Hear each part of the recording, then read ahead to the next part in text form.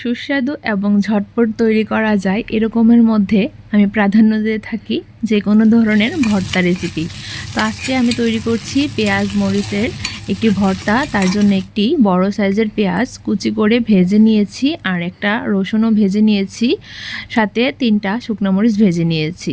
এখন একটি থালের মধ্যে সবগুলা ভাজা আর সাথে সরিষার তেল, লবণ আর ধনিয়া পাতা কুচি করে নিয়েছি। এখন সবগুলো একত্রে ভালো মতে মেখে নিলেই তো তৈরি হয়ে গেল মজাদার লোভনীয় ঝাল ঝাল পেঁয়াজ রসুন আর শুকনা মরিচের ভর্তা।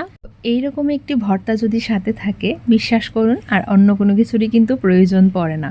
তো গরম ভাতের সাথে এই ভর্তাটি একবার হলেও আপনারা বাসায় ট্রাই করবেন।